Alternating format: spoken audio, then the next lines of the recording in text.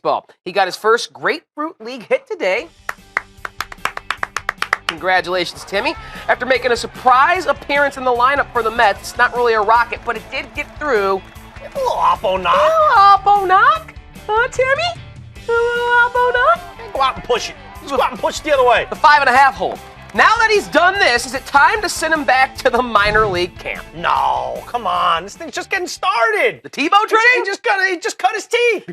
Come on, he just took a sip of that cup of coffee. You're going to rip it away from him, send him back down? Get the train to roll down the tracks. I think they should ride this thing out. I think it's good for exposure to the team. Look, I think you have to make an organizational decision. If he's standing in the way of getting quality at-bats of some prospect or some kid that you think really needs the reps and is thus not getting the reps because Tebow's in the way, then yes, send him back down and end the experiment. As I look up and down in the roster, I just don't see that right now where he's full-on standing in the way. You heard today, it was a surprise appearance by Tebow. It's not like he was in the lineup like he was in his debut game where he did not get a knock. They threw him in the lineup, he hits one the other way, and there you go. He's got one for his book.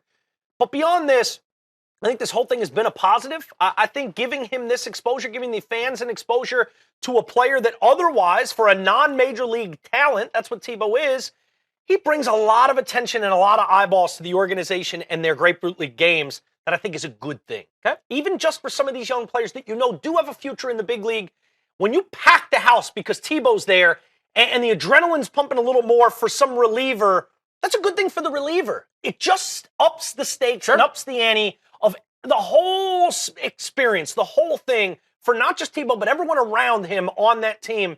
I think he's someone that's a good teammate. From everything I've read, he's going to rub off well on the rest of the guys around. I think, it's not like he's a distraction in that way. There is a little bit of a distraction element here, but for me, I look at it as a good thing. All the distraction is bringing people to the stadium, a stadium that might not otherwise be packed, and it's bringing that excitement to the whole team, not just him. Helps better simulate what it's like to actually play in the show. You go down to spring training, you get a couple thousand fans, but if Tebow's there, it brings a couple thousand extra more closer to what you'll see. Screaming, camera phones, everyone, a buzz. You want to replicate that buzz, and if nothing else, Tebow is creating a buzz down in Florida now, and he's in Florida. It's his old stomping grounds where he's the king. So let him be the king. Let him rule the roost for another couple weeks. I don't think it's hurting anything. Ride the wave. Sell jerseys. It's hard to sell jerseys when he ain't in the lineup or he's been sent back down. Had his first knock and also had a nice diving catch out in left field as well. So that kid plays some ball. Affecting the game on both sides, offense and